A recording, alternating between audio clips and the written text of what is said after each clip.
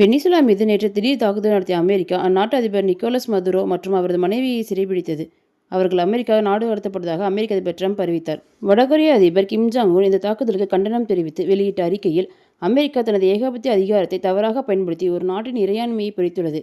எங்களது நெருங்கிய நண்பரான மதுரோவை உடனடியாக விடுவிக்க வேண்டும். ஒரு நாட்டின் தலைவரை கடத்துவது சர்வதேச பயங்கரவாதம். அமெரிக்கா உலக நாடுகளுக்கு பாடம் சொல்லும் தகுதியை இழந்துவிட்டது. இது ஒரு காட்டுமிராண்டித்தனமான செயல். தன்னை பாதுகாத்துக் கொள்ள அணு ஆயுதங்கள் இல்லாத நாடுகளுக்கு இது ஒரு எச்சரிக்கை பாடம். ஆனால் வடகொரியா அப்படிப்பட்டது அல்ல. எங்களது நட்பு நாடுகளுக்கு ஆபத்து ஏற்பட்டால் நாங்கள் வேடிக்கை பார்க்க மாட்டோம்.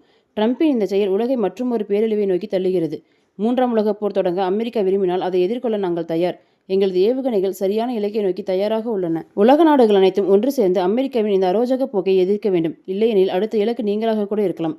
ட்ரம்ப் நெருப்போடு விளையாடுகிறார். மதுரோவின் கைது என்பது ஒரு தனிமனிதன் கைது அல்ல. அது உலக நாடுகளின் சுதந்திரத்தின் மீதான தாக்குதல். இதற்கான விலையை அமெரிக்கா மிக கடுமையாக கொடுக்க வேண்டியிருக்கும் என்று தெரிவித்துள்ளார்.